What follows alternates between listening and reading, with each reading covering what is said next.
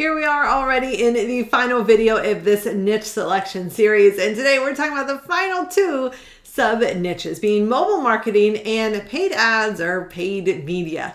In paid marketing, there's a lot of opportunities within sub-niches, one being App Store optimization. This is where you can do things like App Store audits, text optimization, conversion rate optimization, review management, and even influencer campaigns like we talked about in the last video in this series. Mobile ad campaigns is also something that you can do as part of paid ads in mobile marketing, whether this is Google, Facebook, or other platforms. One of my favorite ones to do is SMS marketing. So this is where you are sending text-based campaigns, because just like email, where everyone is opening their emails, they get really good returns on your investment, so does SMS marketing, because people are on their phones all the time because they're very, very likely to open a text message. So these are really great for customer engagement, sending promotional messages, and there's a lot of work that can be done with SMS marketing. And a lot of times you'll even see SMS marketing combined with email marketing as a service. Location-based mobile marketing is also really important, because that is how local businesses especially are able to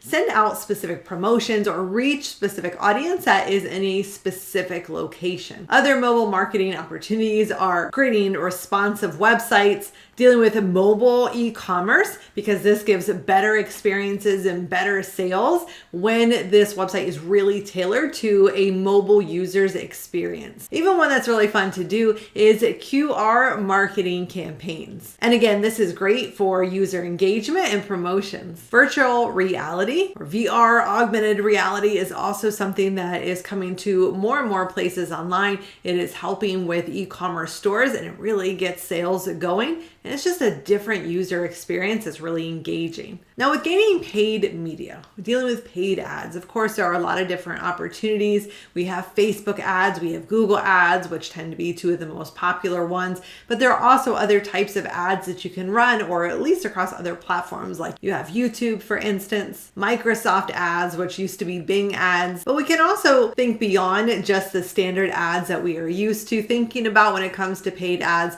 So we can also consider display ads. We can consider shopping ads, like helping clients get set up with Google Merchant Center so that they can promote their products through Google Shopping. There's also sponsored posts, like sponsored blogs, sponsored posts on social media, and even in newsletters or online communities, you are able to purchase sponsored ads to be able to promote within those targeted communities there as well. Now, keep in mind, just as with some of the other sub-niches that I mentioned, you can also drill down and you can take the specific service and you can offer that to a very specific audience. So you can even look at Facebook ads specifically for e-commerce stores, or doing Facebook lead generation ads specifically for local businesses, or even specifically for certain types of local businesses, or running retargeting campaigns. So again, you can always take that service and combine it with a specific audience if you really want to drill down. I know it makes a lot of people feel uncomfortable,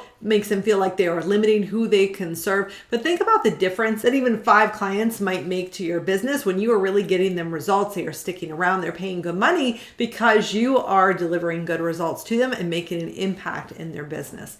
So I hope this whole series on niche selection was really helpful for you. I hope that it gave you some ideas. I also not only wanted to give you some of these ideas, but I also want you to think about that you don't have to learn all of these things. You don't have to get completely overwhelmed, feel like you have to offer all these different services, have all of this knowledge. It really feels impossible. It feels overwhelming. So being able to really hone in on exactly who you want to serve and find a very specific way that you want to serve them is really, really helpful. You can always in the future open it up to more people that you would want to serve. You can always open up an additional revenue stream by adding an additional service if you find that that's going to really add value to the types of clients that you are wanting to serve. But you don't got to go big to start with. Oftentimes, going small is really going to help your business get going, and it's really going to help you get better results for the clients that you are serving. Questions, comments, anything you want to let me know or discuss, drop it down in the comments below. Thank you so much for joining me on this series, and I'll see you very soon.